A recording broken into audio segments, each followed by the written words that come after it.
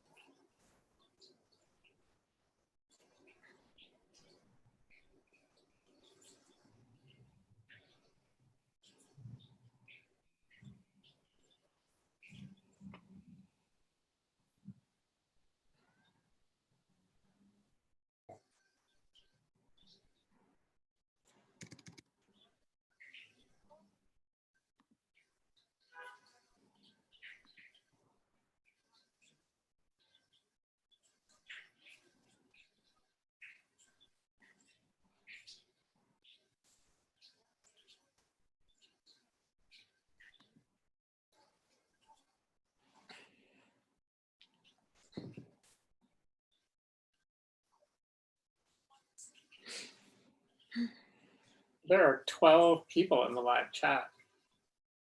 Oh, I don't think it shows me who they are, but they're there. I can only see you right now. Looks like Catherine Yeager has joined us, perhaps. K-Jag. I like it.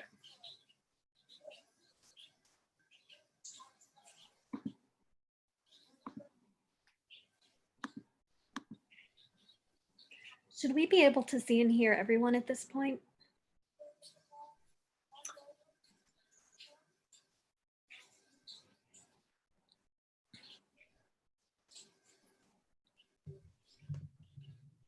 There we go. Sorry, I was, I was managing the behind the scenes magic of all of this. Joy, you said that we do have some people live streaming. 16 now. Okay, welcome everybody. I'm not familiar enough with YouTube Live to know if you can watch without being in the chat, but there are at least 16 people in the live chat. Very exciting. Yeah, so welcome to everybody who is live streaming. Welcome to everyone who's watching this later. And welcome to everyone who's a part of the roundtable. I'm very grateful. Perhaps this roundtable will exceed even the greatest feats of the Arthurian roundtable, but probably not. But at very least, there'll be a lot less violence and non-consensual sexual assault. I anticipate. That's an easy bar to clear, right there. All right. So I'll say a couple remarks, and then I'll go around and have everyone introduce themselves. This is the Transgender Roundtable on the Partner. This arose out of many streams of consciousness, one of which being that Kalamazoo has shut its university down for the most part, and particularly conferences. So the Medieval Congress that typically happens at this time in Kalamazoo, Michigan is not happening. So part of that meant many of us are free, or freer than we would be otherwise. And it also just struck me from just conversations I was having, some of these conversations I'm having with some of the members present here, on how particular trans community has had particular insights on pandemics such as this, and that trans medievalists even more so, because we have this long history of reading about pandemics, reading about plagues, reading about the social and economic turmoil that often comes along with it, feelings of isolation. And at the center of many of these, especially for medievalists who study England, the Partner stands out at this sort of intersection of trans discourse and plague. The setting of the Canterbury Tales speaks to a nation that's been dealing with in living memory with pandemics, and the particular tale that the Partner tells is in many ways a plague tale. So in that spirit, in many ways, we are continuing that sort of Canterbury tradition, and of perhaps I'm also thinking of the Decameron, of people getting together, telling stories during a plague and pandemic. And some of those stories aren't going to be new, as we're going to talk about some modern day and personal experiences I'm sure will come up, as well as sharing stories that are old and are familiar. So we'll go through the gambit. Also on a personal aspiration, I also think that this is a time in which we really need some hope. And I think that hope can be found as much in the past as in this looking towards the future. We're a community that's suffered through the HIV/AIDS pandemic. We've suffered through other similar bouts of isolation, even death. And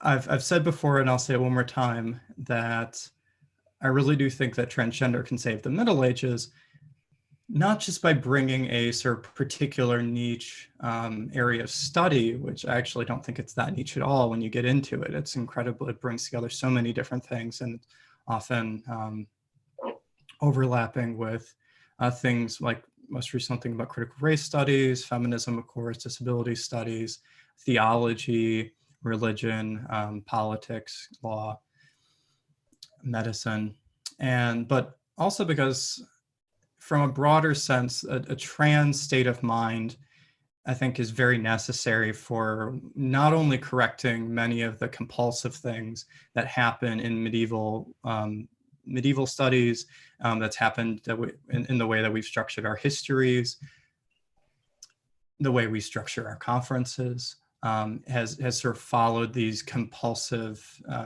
practices that are very common and even regulated within sort of cisgender communities, but also that way of looking at sort of cisgender perspectives creates certain, obfuscates certain things. There's certain things that don't come to mind, that don't occur to people commonly in a cisgender experience, in the same way that for a trans person, there's certain things that strike us right away in how we think of time, in how we think of our relationship to bodies, to identity, to even mortality. We have particular insights on, and we'll talk about some of those things today. As we do, I'm going to go around and introduce our panel so we have a sense of who's here, and then everyone's going to get a chance to speak a bit about themselves and their own research. I'll begin with Dr. Joy Ambler is a coordinator of equity and diversity engagement and faculty in history at the Dwight Eagleton School. They increasingly organize, and facilitate equity workshops, including collaborating on white anti-racist educators group for independent schools in New York City. Their academic research serves their work in organizing and equity, focusing on historical standards, religious purity, and contemporary conceptions of gender and whiteness. Thank you, Joy. And we've also made sure to put on our name tags our pronouns, and when we go around, I'll have everybody repeat which pronouns is accurate for them and which they prefer. All right. Blake Gutt is a postdoctoral scholar in the Michigan Society of Fellows and teaches medieval French literature courses at the University of Michigan. His essay on Christine de Pizan's Livre de la Mutation des Fortunes, entitled Transgender, Mutation, and the Canon, is forthcoming in Postmedieval's 10th anniversary special issue.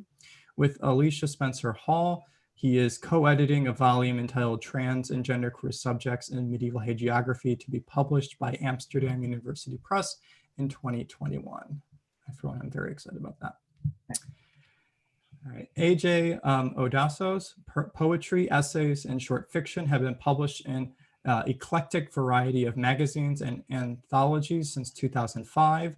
Their third collection of poetry, The Sting of It, was published in July 2019 and won Best LGBTQ Book in the New Mexico Arizona Book Awards.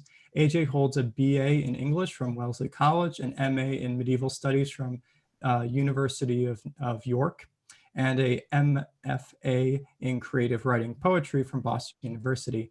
They teach English at Central New Mexico Community College and have been serving as senior poetry editor at Strange Horizon magazine since 2012.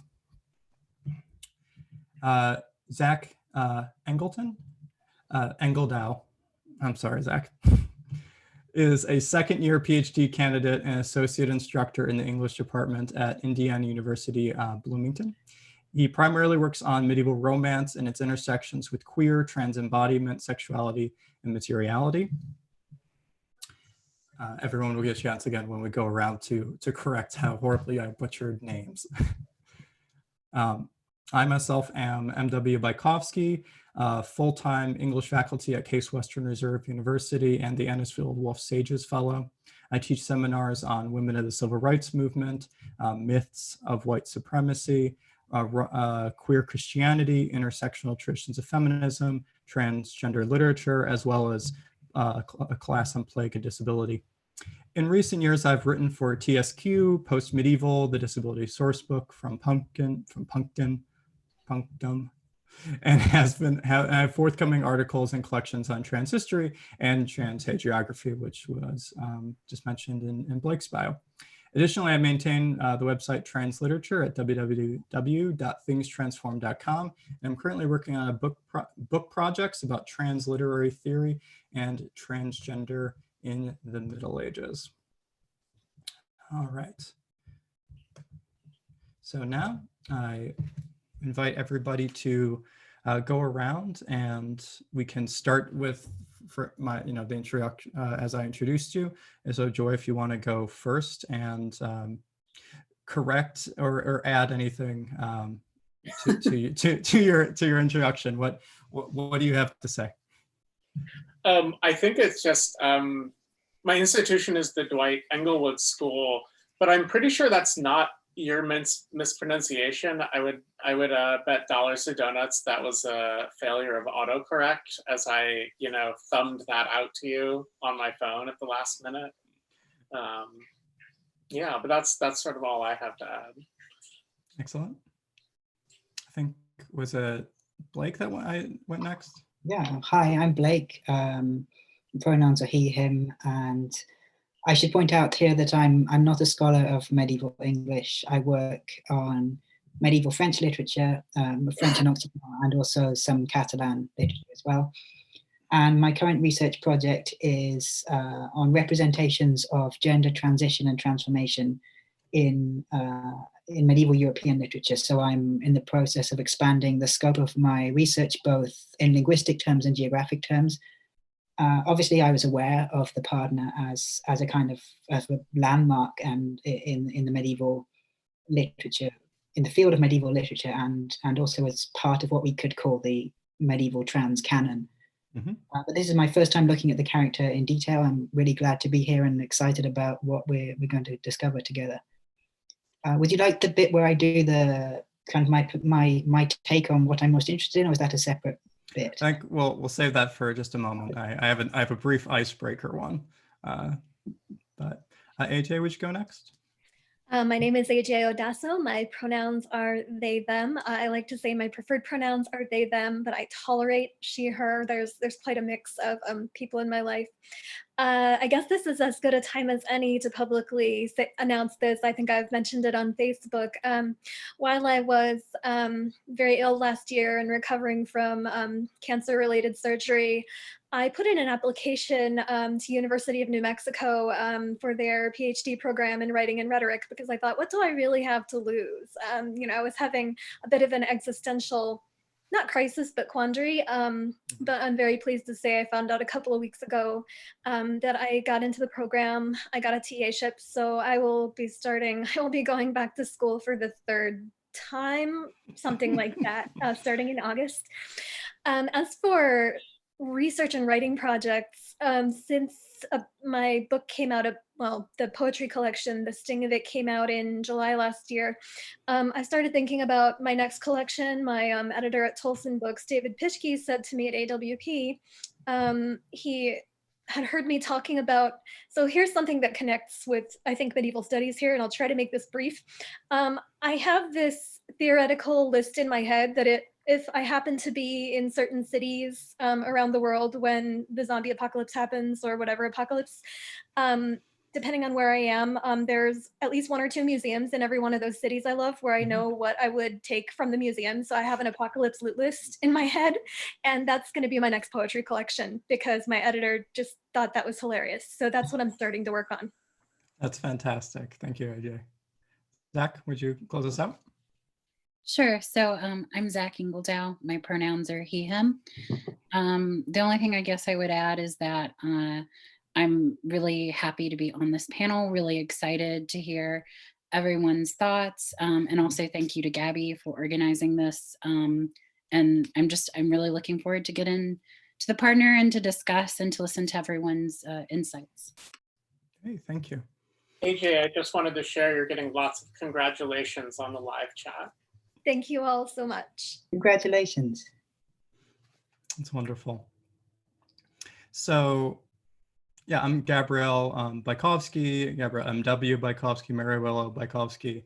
So I've published under M.W. Bajkowski. If you're looking for my work, I do have 2 pieces on the partner out.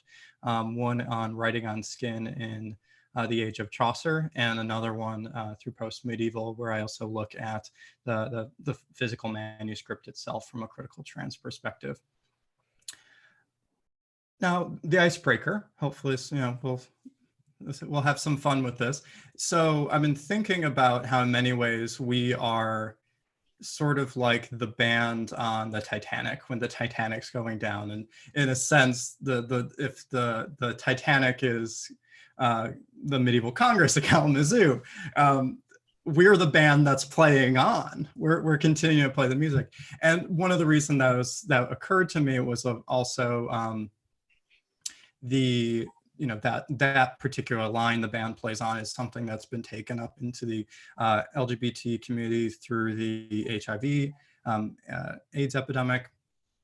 And that if you want to go backwards, you could also look into the dance of the dead, which was, that imagery was quite popular. So my question is, what is on your playlist right now? What have you been listening to? What is making your Dance of the Dead move? Does anyone want to volunteer? I have been listening to, or rather re-listening to, the Decemberists' Everything is Awful album, because I feel it captured the zeitgeist of right now. About 3 years ago, they were a little ahead of that curve. I think it was predominantly in reaction to, the 2016 presidential election here in the US, but that album has just aged beautifully. The title track is curiously upbeat, given its subject matter, but it's definitely been on repeat these last few days. I had almost forgotten it existed, but I got an email blast from the Decemberists about they're making cloth masks that say everything is awful on them. So that's really great marketing if I've ever seen it. Fabulous. Are people getting a chance to listen to some music? Should I go next? Please, a couple of songs that have come to mind recently and that I've been re-listening to are Warren Zevon's song "Splendid Isolation."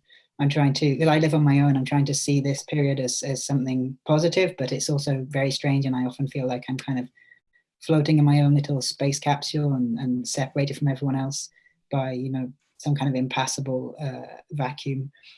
And then another one is by the Fiery Furnaces. I don't know if you know that band, but the song is called "We Got Back the Plague," and it's actually there was actually a small, I believe, plague outbreak at I can't remember exactly when this was, but I know that it was when George W. Bush was president, because he references him in the song, and it's the one of the lines is, though sometimes the signs from heaven are vague, early November we got back the plague. So that's kind of been on my mind as I've been living through these strange times.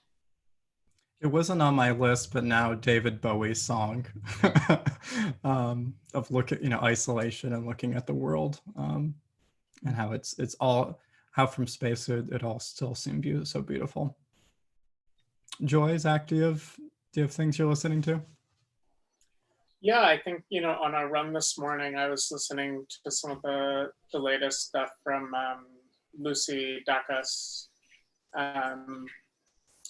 I also have a sort of recurring playlist I add things to, which ranges from Janelle Monáe to Streets of Philadelphia, which, sort of that, I don't know if you'd call it an anthem, a dirge, somewhere in between there. But I think there's plenty of things in the lyrics of Streets of Philadelphia that resonate right now.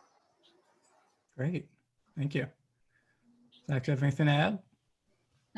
I've been listening to a lot of Miyazaki's music, actually, because I'm in the midst of writing right now. So there's just something that is very soothing and very calming to turn on, you know, something from like Howl's Moving Castle and open up the windows and let the light in and just write and get lost in my own little world for a little bit.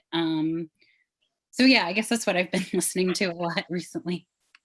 Great. If I could add one more just quickly. Please.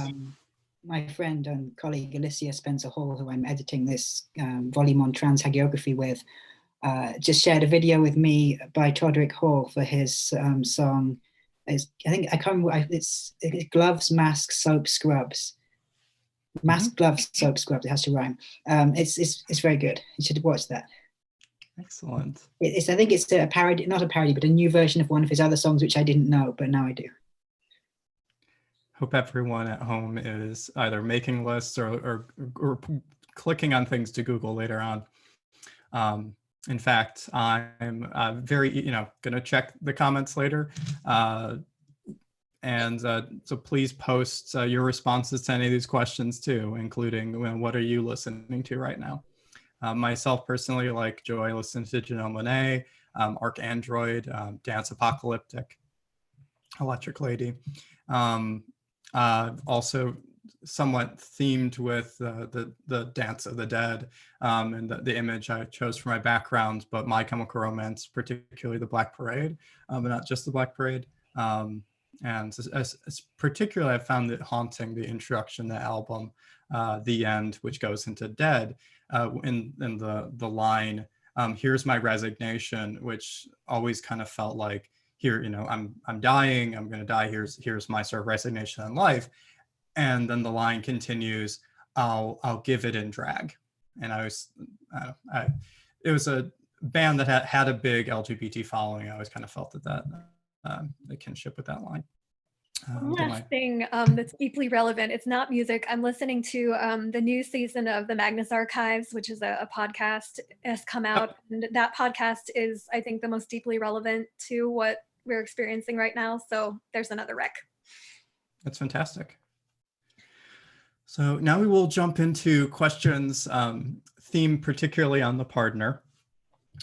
In our planning of this roundtable, we've agreed to sort of balance between the specific and academic sort of like particulars on the one hand, and on the other hand, just questions and conversations that make us laugh, because I think we kind of, we set as one of our goals from this is that even more important than producing something of scholarly significance is if we can just create a place for community and make each other laugh and see each other's faces, that I think adds quite a bit. But we are going to proceed through some of the main markers of the partner's tale and its framing, just to spark our conversation, and we'll see where they go. And one of the significant reasons of why the partner, for people who may not be particularly familiar, that in the general prologue, during the portrait, the partner is suspected of being either a gelding or a mare, a castrated horse or a female horse.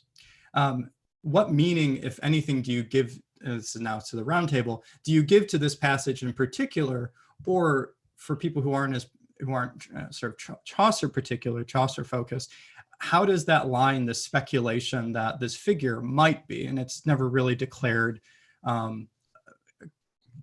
absolutely either by the narrator or by the partner themselves, how does that sort of speculation on someone's gender of being like, I'm not quite sure what their gender is, could be maybe a castrate, could be maybe trans in some way.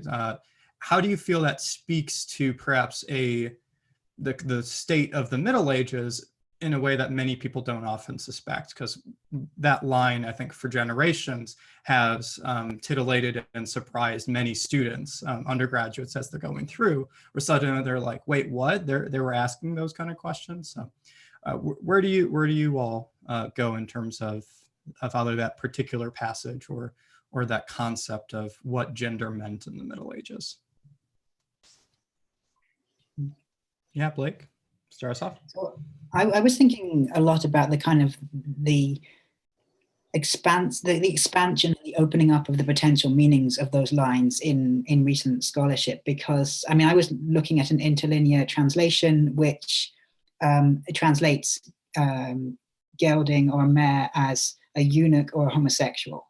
So the gelding part of it has always seemed fairly straightforward. We can say maybe this person is a eunuch, and then there's been a lot of different interpretations for mare. For example, you know, is this a gay person?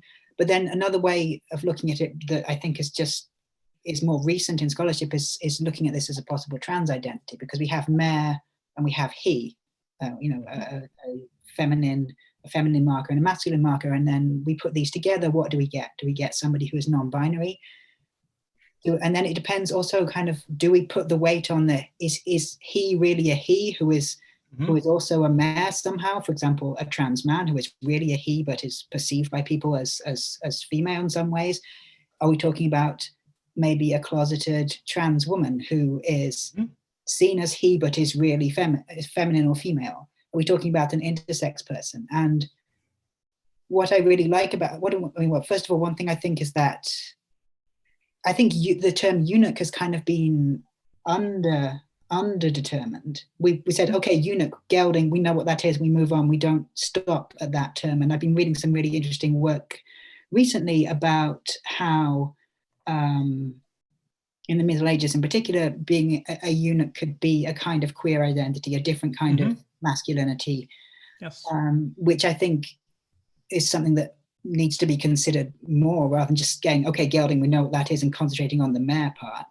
And then I really like the way that there are these different interpretations that we can make, and it's left quite open. There are these different artifacts of gender, and there are different productive ways that we can put them together, which is really, I think, really generative. But just very briefly going back to my first point about the expansion of the potential meanings, I think it seems to me relatively, again, I'm not familiar with the scholarship very much, but just from what I've kind of gleaned through indirectly through kind of osmosis, it seems fairly recent that those potential meanings have opened up to include trans meanings. And I think that's really exciting.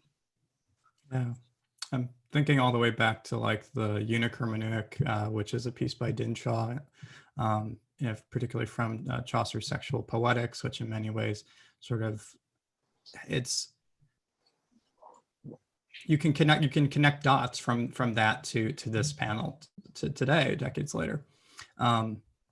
In my own work, I've thought about actually particularly castrates and eunuchs, and what Judith Butler terms sharp technologies, or technologies of the knife, sharp machines or technologies of the knife, and how especially in defining what transness means in the Middle Ages, particularly when language either fails us or language is not always very clear.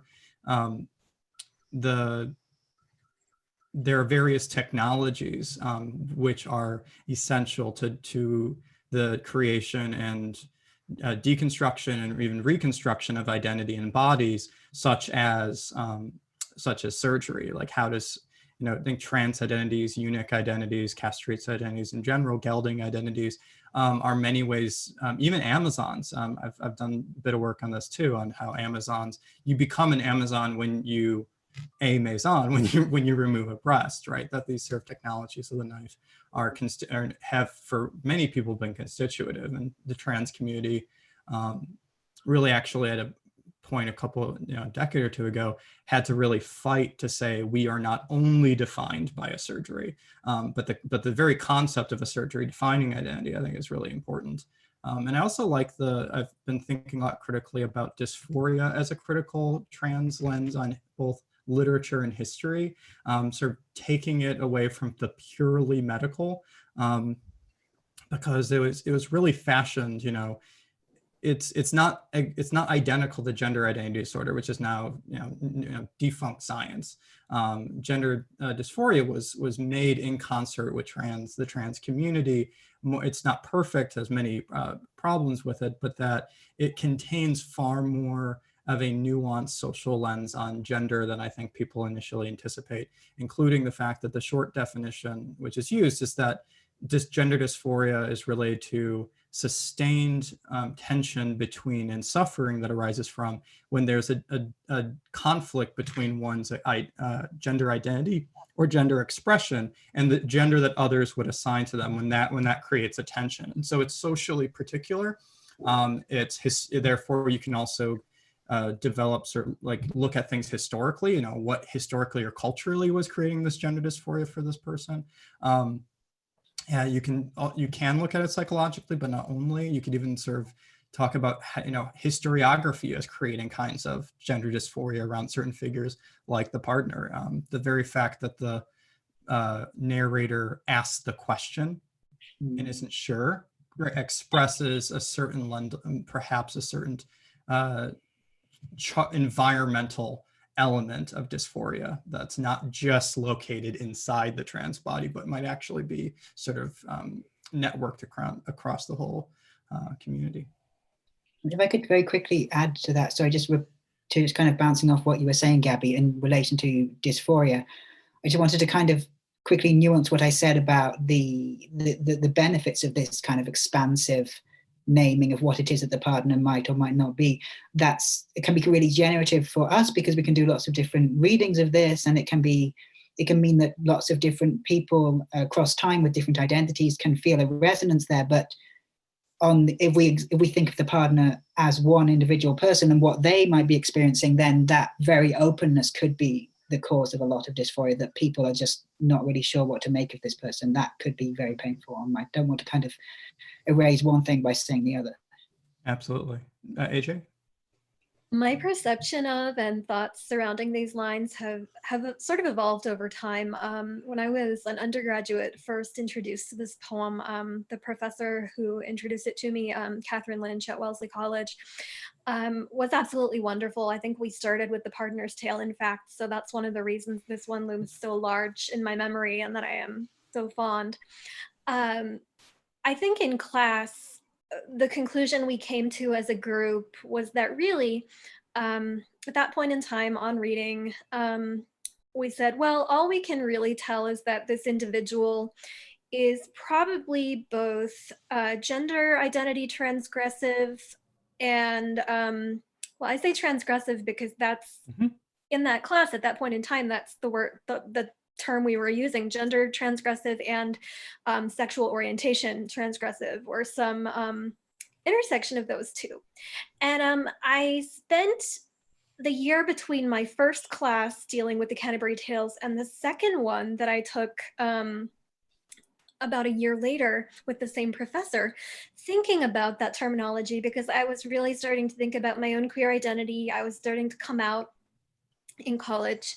And I thought, well, why are we saying transgressive? Because we're in an extremely open-minded, progressive, liberal arts kind of environment. Why are we defaulting to those terms? And the more I thought about those lines in the text themselves, the more I realized that Chaucer is not presenting this as transgressive inherently, necessarily. All that Chaucer's really saying is, well, the partner might be a eunuch, might be gay, might be some other type of gender configuration. I don't know. Like he doesn't really lead us to conclude that this is a bad thing, because, you know, aside from the squabble that happens that really has nothing to do with the gender or sexuality of the partner, nobody in the pilgrimage party is kicking the partner out or anything like that. And also, if we keep in mind that the partner is clergy, essentially, and clearly the church is not kicking the partner out either. It was fascinating to me that we were using this term transgressive when the text does not lead us to believe that at all necessarily. fast forward to when I was doing my my MA at University of York. I was doing an interdisciplinary degree, literature and history. And for one of my modules, a history module, I was reading London court records from the 13th and 14th century. And I was specifically taking a look. I think I might have talked about this in a response at Kalamazoo at some point. I was reading some court records, and there were a couple of cases that came up, usually when sex workers were being brought before magistrates, that there very much seem to have been because the legal records are, if anything remains accurate over time, it's what records the courts are keeping. Transgender sex workers in 13th, 14th century London. Most of them seem to have been trans women. I don't remember coming across any that could be read as or even explicitly perceived as trans men. But this did not seem to be remarkable to the magistrate hearing the case. It did not necessarily seem to be socially a big fuss. It was more that these sex workers were soliciting in the wrong parts of the city, places that they were not supposed to be, and so they were being fined. And here it is, perfectly well laid out on the record that this individual is, has a very different gender identity from what maybe they would have been assigned at birth, but that's not what they were being hauled into court for. It was just, you were someplace you were not supposed to be, you're gonna pay a fine, work where you're supposed to work. And that was it. So I thought, ooh, that really, it kind of cheered me up a bit, because it made me think I was right to question why we were using this word transgressive, when Chaucer doesn't lead us to think that. And a lot of these court records from the same time don't lead us to think that either. And when I put those two things together, thinking about, okay, well, here's the court records that kind of help support the sort of neutrality of the delivery in the text. Chaucer was a civil servant. Chaucer would have known, I'm very sure, about, if not the very cases I was reading, certainly that this was an existing and accepted condition.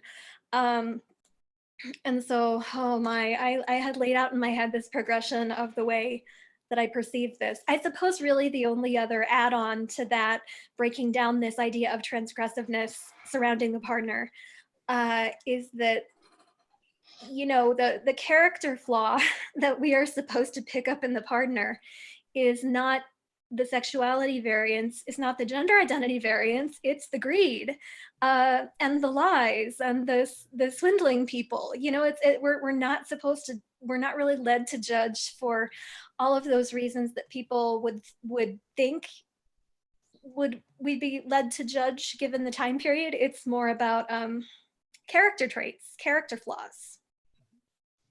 Absolutely. And we'll definitely be talking a bit more about the partner's relics and a little bit later.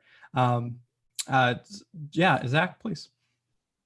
Kind of like Blake, I'm also really struck by the sort of slipperiness and maybe even illegibility of the partner's body, and thinking about the sort of multiple ways that the partner has been interpreted, can be interpreted. And something that always really as I was kind of going back and rereading it for this roundtable, was how Chaucer even, and I think this is getting a little bit to what AJ is saying too, that even Chaucer doesn't necessarily give us any sort of like legible way to read the partner, especially just looking at some of like the material signifiers that are attached to the partner's body, and the way that they sort of create a disjunction even between kind of what Chaucer points out between sort of the gelding and the mare identity. I know I'm thinking of a line also in the general prologue where he talks about the partner has a wallet in his lap that's full of like pardons, and so the wallet, of course, is, and especially in Chaucer's poetry, is very much conflated with the testicles. And so thinking about like even that sort of perhaps gender signifier then clashes with what Chaucer eventually concludes like he's either a gelding or a mare. So Mhm. I think that I think even in the way that Chaucer is asking us to engage with this body is not altogether trying to necessarily put, I guess, a like stable identity or a stable sort of gender signifier to that body. What I think is also productive, what I'm just hearing from multiple speakers too, is that something that gets some people defensive about critical turns in scholarship, including trans scholarship in history or trans medieval studies in particular, is this sense of defensiveness of if the partner's trans, can the partner still be a eunuch? If the partner's trans, can the partner still be gay? If the partner is trans, can the partner still be queer? And I think what we're getting at is that it need not be exclusive either or, and that I think part of, and particularly people often say that I often question how familiar they are with trans studies, because trans studies is often very fastidious about not locking down identities into definite statements. That's more of a sort of neoliberal, even sort of political impulse in today's sort of civil rights rhetoric, where you have to be a discrete and insular minority with an immutable character trait. So that's part of the legal battle, and we can that could be its own discussion. But what I hear all of you saying is that we're not, by adding the trans lens to it, we're not necessarily locking down or excluding other possibilities. Joy, do you want to? I do have a, yeah. Go ahead, please. Yeah, well, I just, you know, I'm really interested in this conversation and a lot of these threads, but I think, you know, particularly this notion of legibility or illegibility, and, you know, to sort of maybe like connect, particularly what Blake and Zach, sort of what you two were discussing, this maybe like shift in interest in legibility over time, both legibility of bodies and, you know, what, you know, like, I don't know, technical legibility of like words too in English. You know, it's the fact that there's this sort of attempt historiographically to reduce like the mare gelding suggestions to eunuch or homosexual, you know, strikes me as really interesting when I think about it in the broader picture of like white imperial English.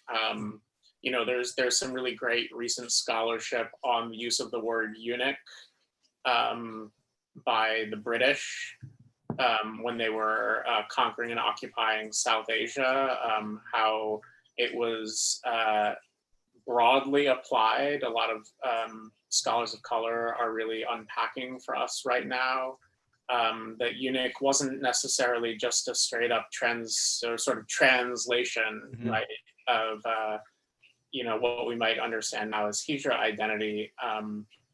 You know, that there are all kinds of things that the British were just slapping that sticker on, you know, in ways that now make it really hard to do good scholarship because their records are, you know, just imprecise, which is ironic considering their, you know, their interest in sort of the white obsession with categorization and restriction. So I think about, you know, that as really interesting to me amidst all this, when medieval folks in some ways were really concerned with legibility and in other ways a lot freer with how they categorize things. Great. Thank you all for that, and I think we'll definitely be dovetailing back to some of these points. But I do want to introduce our next section, which is in many ways the other half of why the partner, like why have this roundtable on the partner, which is its connections on the plague. Now the partner tells a tale of three men who set off to kill death, who has taken one of their friends. Depending on how you read it, there's you can emphasize either the allegorical aspects of that, of this sort of trauma of living in a plague, of this desire of how do we kill death, and just sort of a drunk misunderstanding of what it means to say death has taken somebody. In the process, they get distracted by gold, and they end up killing each other. Now, famously set during the plague, how do you see this tension between pandemics and economics? Because the tale begins really thinking about pandemic, and also has this mission of how do we kill death? How do we kill the plague? How do we stop a pandemic? And then ends with people squabbling over economic problems and financial futures. So you get health on the one hand and wealth on the other. How do you see that tension between plague, pandemics and economics, health and wealth? How do you see that either playing out in medieval literature or history? We get a revolt out of it in England, at very least, and not just in England. And how do you see that tension, pandemic, economics, wealth, and health playing out today? What are your thoughts on that tension and that seemingly cross-temporal tension which gets sustained over time? What do you have? What are your thoughts? Yeah, I think, Gabby, that's where it's felt really opposite to me that you brought up the band playing on the Titanic. Mm-hmm. Because in this current context, what comes immediately to my mind is the way that recently here in New York. So a little background. Part of the response here in the city has been the city hosting Samaritan's Purse, an Islamophobic and queerphobic organization. Better known, their field hospital set up in Central Park. There's lots I could get into with that, but I think, like, more interestingly to me and relative to this, their attempted partnership with Mount Sinai Hospital and with the Episcopal Cathedral of St. John the Divine, where, and it strikes me, and it feels this whole Titanic thing, because the dean and bishop of the Episcopal Cathedral compared queer folks, trans folks, Muslims to silverware that should be the silverware that ought to have been left on the Titanic rather than, brought on the life rafts. It's a really striking image to me. Some of the backlash to his response and just the partnership in general between this Islamophobic and queerphobic organization and the Episcopal Cathedral, which historically has been, quote unquote, better on these issues. That partnership did fall apart. But I think it just, invoking markers of material wealth, like the Titanic silverware, I think sort of, connects, for me, in my mind, at least, this question of in a pandemic, in a plague, who gets access to resources, and whose access to those resources is worth, the expense of others' lives or humanity. So, mm-hmm. In the case of this incident with the cathedral, are Muslims' humanity and dignity or lives, will they be served in these facilities, is a question.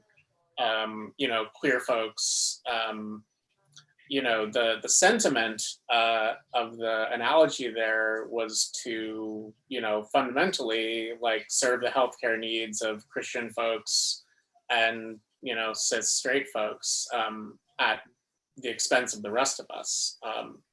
So I think that really, just to introduce maybe a contemporary way that this economic and medical thing is playing out, when really when you're faced with a crisis in the way our world is constructed, it kind of, boils down to, at some point, the economics, as you were implying, who gets access to these resources and who's going to, quote unquote, share the wealth.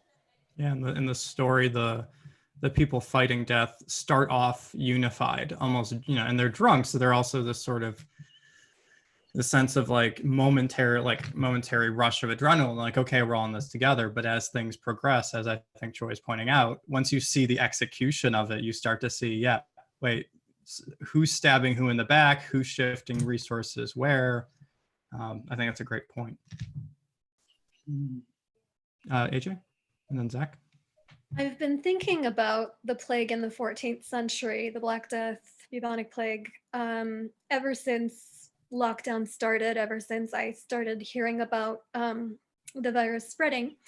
Early on, it manifested mostly in the fact that people were asking me for reading recommendations. And I said, well, Connie Willis's Doomsday Book is about as relevant as it gets if you're looking for fiction to read now. And I kept, I was rereading sections of that book. I was rereading sections of some of my favorite medieval poems, even ones that don't have the plague in them. And because I've been rereading fragments of The Pardoner since we had our initial planning discussion for this, in about the last 24 to 48 hours, I was able to nail down something that's been bothering me and finally articulate it, which is, I think, the primary reason why thinking about the plague is in the ancient world and the medieval world is so crucial now from a social and political standpoint. If you think about most of the people who are saying that this virus is a hoax, or that it was manufactured, or that the death toll is not really as high as it is, or that, medical professionals are being paid to falsify, all of those extremely insulting conspiracy theories that are going around out there. All of the people that I personally know who have this viewpoint, and I'm going to extrapolate that the people that I do not personally know, that I see touting these falsehoods, I have never met a Black Death denier. This is something that, from a historical standpoint, all of us, from what we learned in high school, college, grad school, we have eyewitness records from that point in time. Poets, other types of writers, the legal records, medical records. I don't think any of the people who are holding these conspiracy theories up as fact would deny that the Black Plague happened. They were not alive to witness it. All they have are these written records of people who are long dead. And yet they have no issue believing that pandemic ravaged that part of the parts of the world that it reached. And yet here we have a pandemic, essentially a plague, happening in our lifetime, in real time. There's footage from all around the world of coffins, bodies, graves being dug, testimonies of medical workers at every level, from nurses up to doctors and administrators at the highest level. We have this information coming at us from so many reliable sources. They're not even written down. We can see their faces. We can see the grief of the families affected. I mean, it is so insulting to me that people can accept a pandemic that happened hundreds of years ago that they didn't see, and that they refuse to believe in the existence and the severity of the one that we're dealing with right now. So I would just like you to ask yourself, if anyone holding any of those views happens to be watching, why can you believe in the existence of the bubonic plague and not what's happening right now? Zach, a follow-up with that? So this might be a little tangential and maybe kind of a half thought, but something that has always been kind of at tension with me, or maybe at tension with the tale itself, is the figure of the old man. And Gabby, your question about health has got me thinking a lot. We recently read in my my composition class Robert McGruer's Compulsory Able-Bodiedness. Yes. And so thinking about that old man is Mhm. quite astounding, because he is the one that is able to, who is immune to death. And I think that's, to me, he's always been such a weird figure, an interesting figure, and one that I've not quite really known what to do with. I know, some people read him as a trope, as sort of an ethnic other. I know some people read him as the partner himself in the tale. But it's just such an interesting figure in the fact that here we have this body who is clearly not in good health, who's clearly othered in some sort of way, but yet that is the body that is preserved. That is the body that, cannot die, that cannot return to the earth, so to speak. So, I mean, I don't really know what to do with it or what to make of it, but I just think that that figure is such an interesting one to focus in on this tale, because it's just like, what does it mean? What is he doing? Why this particular body over other bodies? And I don't really know, but I think it is an interesting, I think, figure to consider in this tale. That's a great point. Yeah, and I'm thinking more about this. Will segue us into our third and final section before we go to Q&As. Yeah, Blake, do you want to say a bit more? If you want to say something first, I just mean before we go to the next section. No, absolutely. This was just me sort of picking up the ball for tossing it back to one of you. Yeah, just the concept also of we have the ambiguous figure of the partner. We have the ambiguous figure of this old man who desires the grave. We have the misunderstanding around death, of who or what death is. And then we have the sort of the ambiguity around these relics, which are on one level false and on another level being presented as true. And yet we, in a sort of meta, almost postmodern way, like the partner deconstructs his whole act and his whole, and yet he sort of says, like, even though I've deconstructed it for you, it still has value. And that I think is interesting. And I think part of what that gets to also is this concept of how do we view that faced with death. I think many of us, we lose a sense of, and this going into Robert McClure, going into Elizabeth Freeman's and chronicity of disability and illness, that even Arthur Frank's book, The Wounded Storyteller, that illness can be for many not only pain, not only material death, but sort of psychic death, a sort of a loss of self, or a loss of the sense of self, a loss of meaning. And Frank uses the term that it can also be a call to narrative, into finding new meanings, finding new narratives that end up working. And so I often think that really what we're seeing in the political landscape today, as well as also even in the 14th century plague, and then revolutions that happen after, is on the one hand competing narratives. One narrative seems to be falling apart. What's going to replace it? What narrative is going to come on top? But also, and this is where I often make the case for the study of religion when we're talking about politics, not only when you're talking about religion and politics, which is the most obvious conjunction of those two, but in the sense that so much of politics today and political ideology is not just two different subjective points of view of the same objective truth. That a lot of what we're seeing in terms of like the concept of worlding is different worlds colliding over what reality we live in, what on some essential facts of what is true. Do we live in the Marvel universe where Tony Stark can go flying around, where that's possible? Do we live in a world where kryptonite could be a thing? And so it's what you're often going up against. And to bring up what Joy's points about sort of the long history of white supremacy, both in worldwide, but also in medieval studies and politics, is that in white supremacy and a lot of anti-trans rhetoric, that you're not just simply arguing facts with somebody. You're not just debating facts. Oftentimes what you're doing is you're fighting a cult, more of a cult, a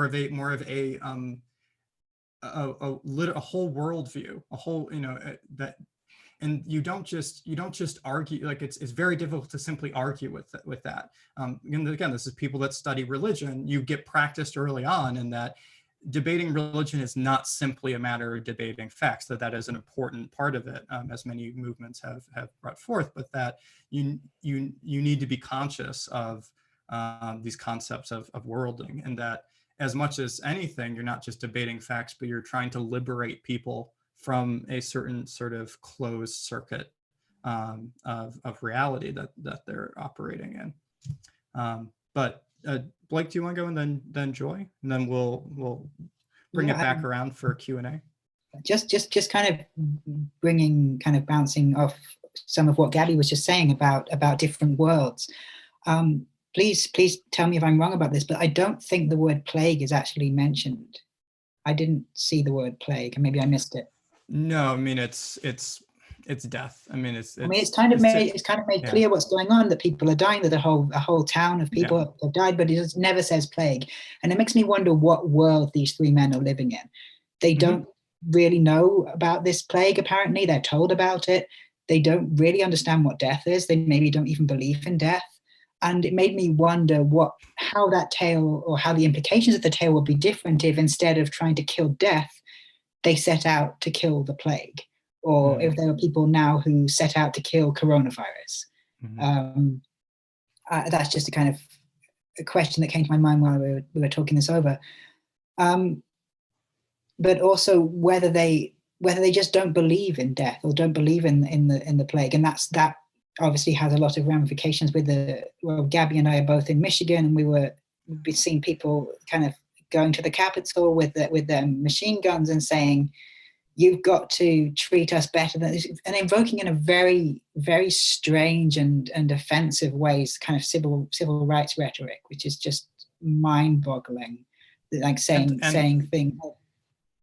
Go ahead. And arguing for wealth over health, over our sort of fiscal health, over literal bodies. And I mentioned bodies because, as we've all brought up, it's reopen, the rhetoric, reopen, the country, it will have a body count. And I think that if you live in a world, as Blake says, if you live in a world where the plague exists, if you're sort of operating from the bar, which is only showing televisions of certain news sources that are questioning that reality or putting you in a different reality, what do you get as a result? But I interrupted you, sorry. No, thanks for adding that. I mean, and one of the signs that I saw in particular, which really kind of made my mind kind of do some somersaults and then give up, was there's a sign. I don't remember exactly where this was, but there was someone holding it could have been in Michigan, it could have been another protest, but there's a sign saying, "Even Pharaoh freed the slaves during the plague," or something like this. It's like, you're mixing so many things here. I don't know. First of all, you're comparing an action taken to protect you to enslavement. Then Pharaoh didn't free the slaves during the plague. He freed them after the plague, because of the plague, because that showed God's wrath. It's very confused, and it just seems like they're grabbing signifiers from all over the place and trying to jam them together into something which is really odd. And it's also very hard in a way to argue against, because it just doesn't make any sense. And then one more thing I wanted to mention quickly was the way that this, I don't know if how much everyone else is on Twitter at the moment, but there's been this very weird thing among kind of, sorry, you're a bit on Twitter. Yeah. Oh, no, just a little bit on Twitter. Yeah. There's been this very weird thing among, I think, British transphobes and TERFs in particular, about how they're presenting the coronavirus in some ways. I mean, this is extrapolating a little bit, but it's a logical extension to what they're saying, that the coronavirus is somehow more natural than a trans body. So there's been this taunting of trans women, saying things like, "We know that men have a higher death rate from coronavirus, so you can't pretend anymore. This virus is going to prove who you really are, and it's going to treat you as this is about truth, and it's about biology. It's not about feelings. Yeah. I mean, let alone that this is a terrible. It's just cruel. It's unnecessary. It's a very weird and disturbing way of manipulating a crisis to hurt people for no particular reason. It just completely misunderstands both the biology of being trans and the biology of illness. I mean, one of the suggestions about why women might be suffering less severe effects was to do with the amount of bioavailable estrogen they would have in their bodies. And in that case, trans women would be some of the people who had the highest level of that and might be the best protected. As we saw more recently, when a news article came out about this idea that cis men could have estrogen patches as a way of protecting them, which is, it's mind-boggling, because then it leads you back into these arguments about, okay, well, when trans people need medical care, we have to jump through hoops and prove it. And then at second, a cis man decides that he needs some estrogen for not to be trans, but because it might possibly protect him. Oh, he's very brave for undergoing this. And it just, again, shows you how different lives stack up and which ones are valued and which ones are not. And it's just a big knot of things. I don't really think I made a clear point, but it's just a big tangle in my brain right now. And to use like the figure of death to try and as a weapon to in some ways weaponize this figure is, again, I think very akin to what we're seeing going on in The Pardoner's Tale, and stacks up to this idea of almost this kind of cult of death, this sort of irrational pattern of signifiers that people are constructing a reality out of. But Joy, after Joy, we'll have one final question, and then I'll invite Joy if you could look for some other questions from the audience. So at this point, to people who are watching at home, start writing in questions and for Joy to select from. But you can go ahead, Joy. What I did want to do is just sort of raise up one of the points from the live chat. Felipe Rojas is pointing out, and I apologize, I'm not sure YouTube enables accents, so I might be mispronouncing your name, I'm sorry.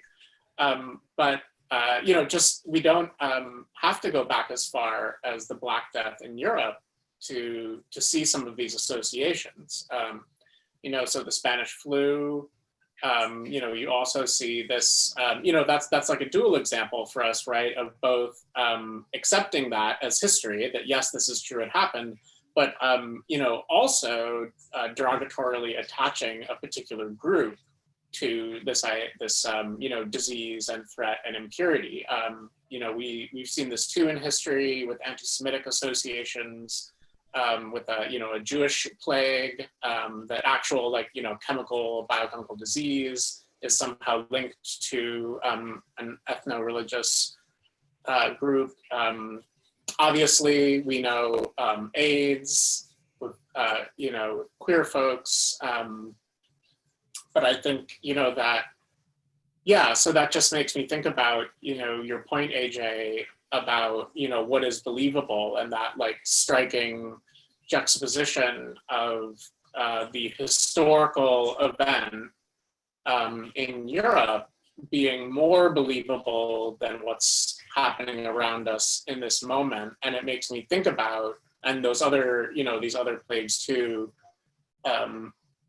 quotes make me think about just the maybe what is real to us, which worlds, right? Like you were saying, Gabby, whose worlds, whose realities that, okay, so this plague in Europe, whom predominantly alt-right white supremacist folks are denouncing. I think that's important to name, right? Like these folks brandishing weapons with no limitation in capitals are, specifically white folks, alt-right folks, who are protecting, when it comes to that health versus wealth dynamic, it feels important to name health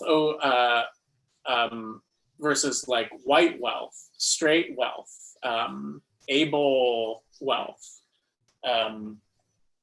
So there's this, and when we look at this plague, then to use that medieval term that the world is going through right now, we know very demonstrably that it predominantly, has fallen on the lives of people of color, both globally and in the United States. So it's just like, AJ, your point is really striking to me in the sense that, those of us of European descent, those of us who are white, like, a huge subset of us are finding this piece from our own history more believable than what's happening around us. I wonder, I really think because, this very distant thing in the past, we feel is more a part of us and our reality than other human beings right beside us because of racial bias, because of, queer phobia, because of ableism. Great, thank you. Maybe as a Jewish individual, I shouldn't be so surprised that, the Black Death was being pinned on Jews and any number of other non-European ethnicities present in Europe. And, the irony being that those other cultural traditions had much higher hygiene standards. We washed our hands, so did Muslims. And yet, this wanting to believe a plague where the people it affected were making all of these terrible claims about people they perceive as other, and here the people who are refusing to believe what's happening now are making all the same terrible claims again in different configurations and phrased differently. Thank you all. Yeah, it's some real great insights here. I do also want to get some of your questions from home. So if Joy, if you could start to pick through those. And while you're doing that, my question to go around is, if we were a party here going out to fight the allegorical embodiment of death, what weapon would you use? This is intended to be hopefully more of a fun question, but could get serious. I don't know. On Fridays, so it's what? I was saying this is always kind of a trick question, right? I mean, you have to. It mentions death in the text having a spear, so we've got to get that because nothing else is going to kill death, or I don't know, either that or we kill death and then we become death, like that film about Santa Claus, or something horrible is going to happen.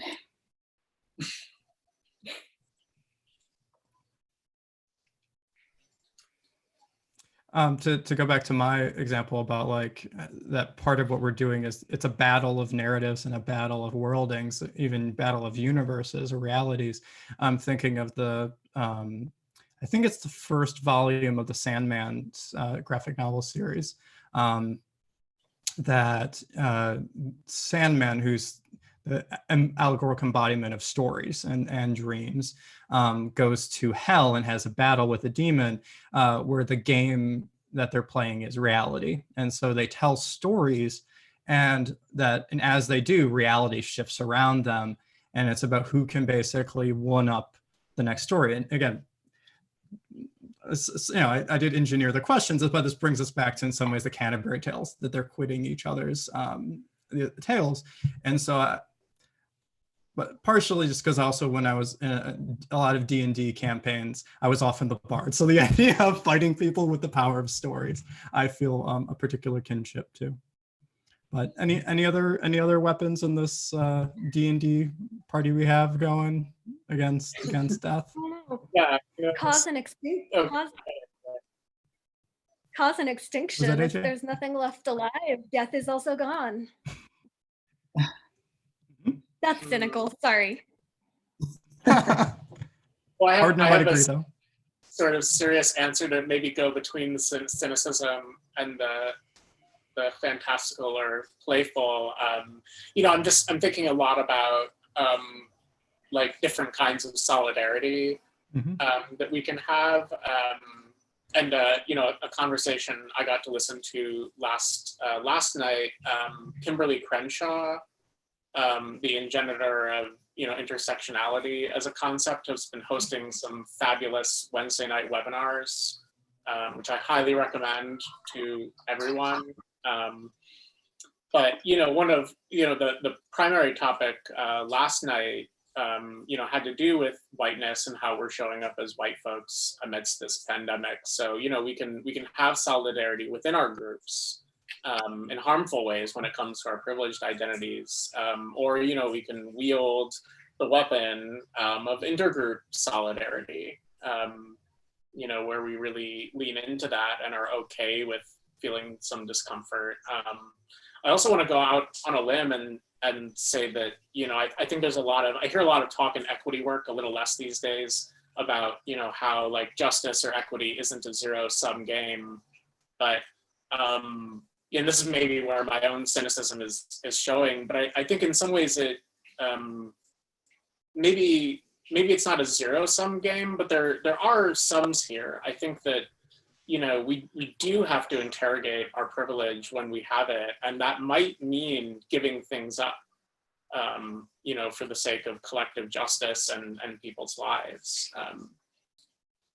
And that's, so Well I guess said. that's the weapon. Well said. So do we have any questions from the live stream? Oh yeah, that's me. Well, I think the first thing I noticed wasn't phrased as a question necessarily, but I think like definitely something that we can think about. And this comes from E. Brown Dewhurst, who says, given that we know firsthand now what a massive impact pandemics have on communities, I wonder if this might add further insight into how we read literature written in the shadow of the Black Death. So I think that, that's the first thing I'm noticing here that I could toss out for us. I think, again, this is where the phrase transgender can save the Middle Ages. And I've also used the phrase, the Middle Ages can also help save the trans community.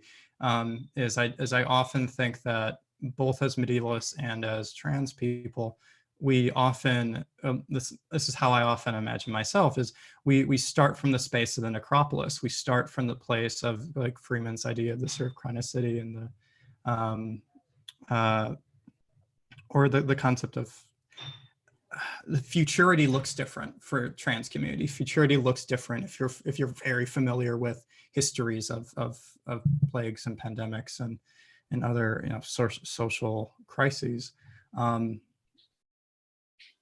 So I would generally think that in terms of starting from the place of learning to listen better, because there's so many stories going on, being able to quiet oneself, I think is quite important, and learning to listen better, to listening to gravestones, to what they might be saying, because I do think there's a lot of wisdom in those relics. Yeah, Zach? Yeah, building off kind of what you were saying, Gabby, too, about the imagination, I think too is an important way to think about this too, because again, thinking a little bit of temporality, as well as sort of queer futurity or trans futurity, thinking about how to imagine differently, I think is really important. And to imagine sort of alternate ways of living, alternate ways of structuring community, alternate ways of being together, I think is really important, and something that trans and queer community can really help us sort of think about in a way that maybe some of the literature that does come out of the Middle Ages during the Black Death, I'm thinking particularly of Julian of Norwich and stuff that sort of imagines these sort of alternate possibilities, alternate sort of intimacies and connections with other people, with the divine, with whatever sort of community that you're sort of help fashioning through imagination. So I think, yeah, imagination's an important thing to keep in mind too. Julian was an expert at social distancing. I think we can affirm that. Blake, do you have thoughts on this? Of how we read post-pandemic? I think I don't think I have anything to add really. I agree with everything that everyone has said about this. Okay. Joy, do you have a response or do you have another question for us? Well, I think we'll probably go for maybe another 10 minutes before we put things to a close. Yeah, so Sheffield Spence is asking, quote, from a pedagogical stance, I'm curious as to how we can introduce some of these concepts surrounding the partner's gender and sexuality to undergraduate students. Any suggestions? Not to self-plug, but I do have some articles out and published, which are always handy. For a while there, with the world of academic publishing, you're never quite sure when something's actually going to come out. You'll hear from publishers or any day now, but two that are out. So I can concretely offer is my transtextuality article from Post Medieval, as well as my article on reconstructing the partner from Writing on Skin in the Age of Chaucer, which can be a bit tricky to get a hold of. So I would definitely go through your library to do so. But maybe if enough libraries buy a copy, we'll get a paperback copy and the price will go down.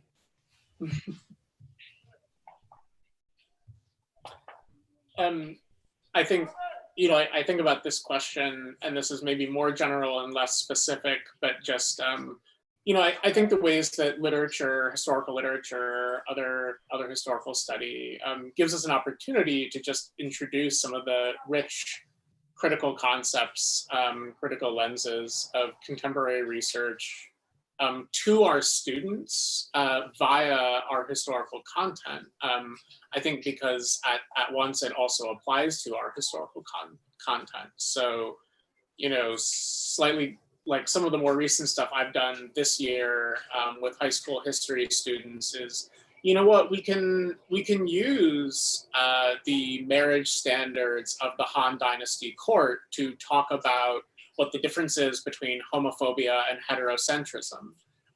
We can use enslavement practices in the Roman Empire to examine cycles of poverty and cycles of empire. These concepts that I think we typically only associate with contemporary social commentary, despite all the claims of anachronism, are really quite applicable to historical study. And I think, characters like the partner, or even the use of language we were discussing earlier, gelding, mayor, eunuch, homosexual, these offer rich opportunities to kind of like do some backdoor theory without even necessarily bringing up, heady academic concepts, but to just get students thinking about these complexities, legibility of bodies, legibility of words. Does it even matter what the partner's gender is? How does that connect to, gender nonconformity, non-binary, gender creativity? Yeah. Zach? This is also a little bit general and echoing off of Joy as well. But in my class this semester, we did cyborgs. Mm-hmm. And I actually gave I assigned sort of as one of our articles that we read in class, it's called, I think, Trans Embodiment, a Cyborg Hybridity. And it's written by a trans author. And it's sort of talking about, and it's also kind of a meditative piece on Susan Stryker's performing transgender rage. And so what really struck me about that piece is it has a trans person that's dealing with really complex theory, but in a way that's related to their experience of their body and of their reading of this piece. And kind of like Joy was saying, it was such a great way to introduce to the students concepts that trans embodiment brings up without necessarily having to get into like really heavy sort of theory. And that's something that I'm definitely in the composition program that I teach in. am definitely more aware of trying to bring in trans and queer experiences, how they are reacting to the world around, not necessarily just in a theoretical way, but in a more meditative or personal way, because I think that really helps students that are not trans or that aren't queer in any way understand more about how about that sort of that lived experience that they don't have, in a way that, again, you don't have to bring in like all of these huge theory terms to get them to understand. Yeah, I do think it also matters like what kind of class you're teaching. In a class on medieval history or medieval literature, yeah, an article that directly deals with transgender images might be useful. But I've also taught the partner, for instance, in the context of my queer Christianity class, where we look at like the figure of the eunuch in general. You get it throughout different scriptures, including all the way up to Matthew. So a eunuch is one of the first converted in the book of Acts, and that there's an interesting way in which modern born again and evangelical Christianity have, because so many of them read everything through the lens of biblical typology, use medieval eunuchs both as a figure for LGBT people, but also particularly it's a way in which they're, in this language they're using to talk about trans people today is through this sort of, to borrow a phrase from Dinshaw, this eunuch hermeneutic. Or in a class on disability and illness, like I'm teaching over the summer on medieval plague and modern pandemic, we are reading it alongside like the wounded storyteller of like the crisis of illness that has an identity, and how do we tell stories? How do we make a relic out of death or out of a piece of trash? But Blake, AJ, do you have responses, or Joy could come maybe with one final question? Yeah, Blake. I was going to say, I did design and teach a course, disability, illness, and alternative physicalities in sci-fi and speculative fiction a few semesters ago when I was adjuncting in UNM Honors College. And I did not include any of the references to the plague and the Canterbury Tales. But now I'm going to be revisiting that syllabus, I think, to work the partner in, because it would fit right into the class, this discussion. So thank you, all of you, for prompting me to think to do that. And this video will be recorded, so this will also be available as a resource. So after the live stream's over, it will convert into a video which you can go back and watch and share. But Blake?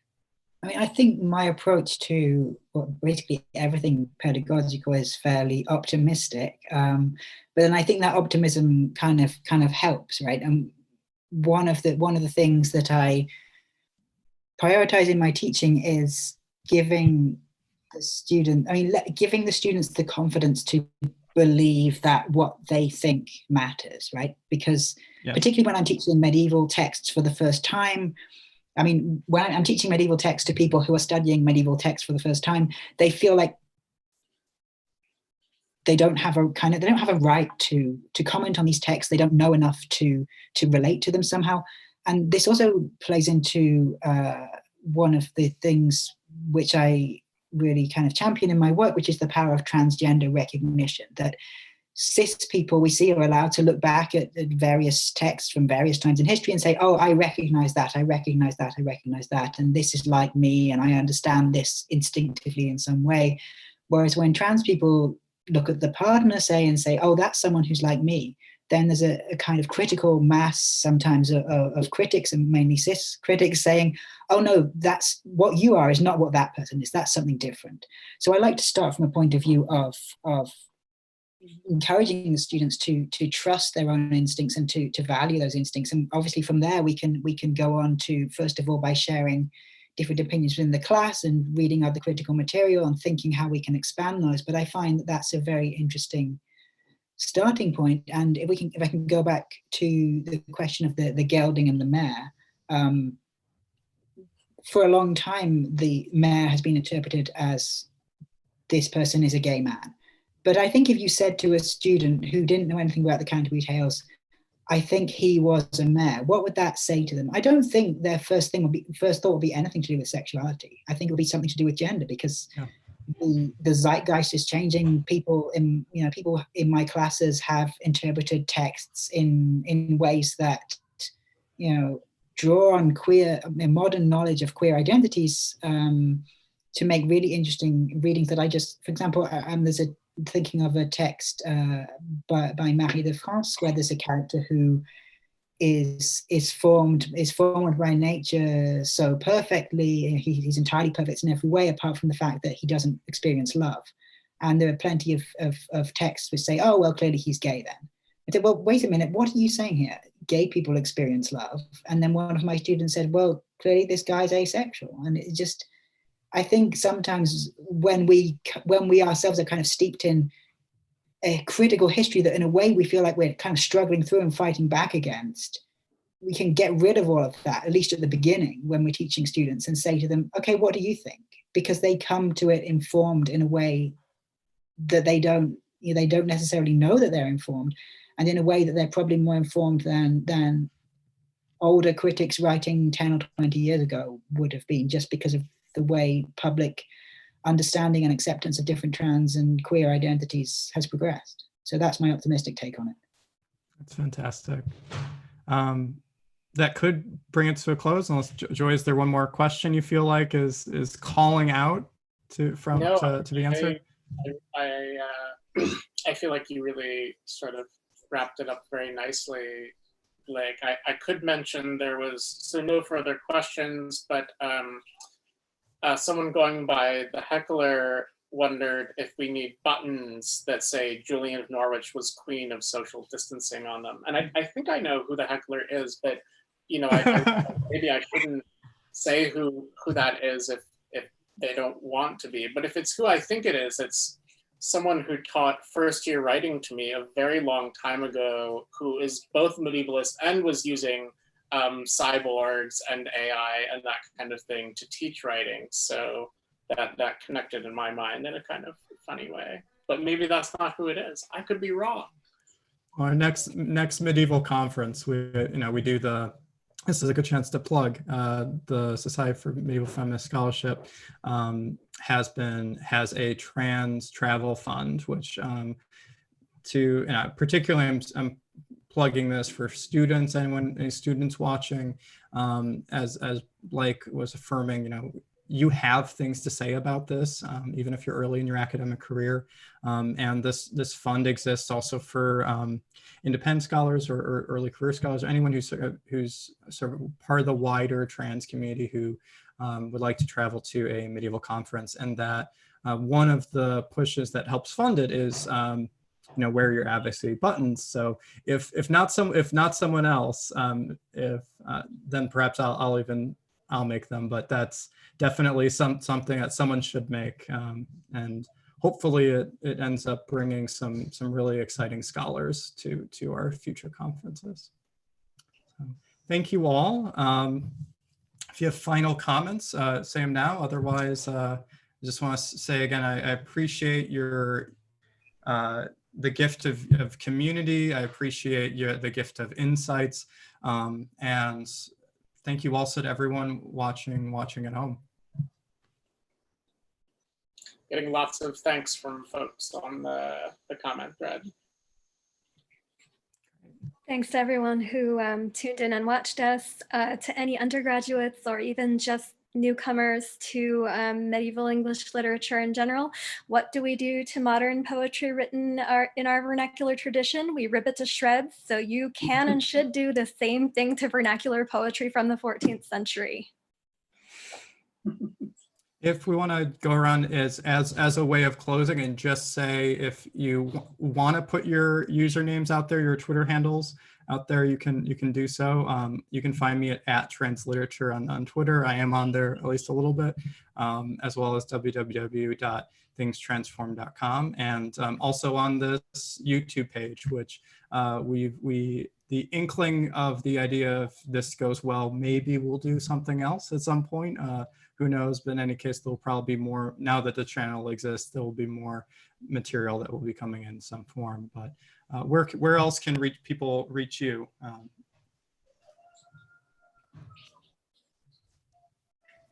Anybody else on Twitter? So I do have a Twitter. I didn't really think through how to explain this. So basically the handle is a medieval French bird joke.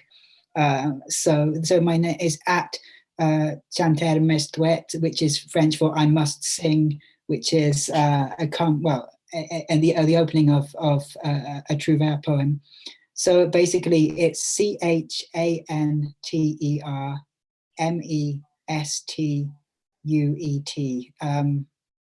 I don't know if anybody will be able to remember that or find it, but that's where I am. And in case anyone wants to email me, in case you can't find the Twitter or have anything else to say, bgut, BGUTT, at umich.edu.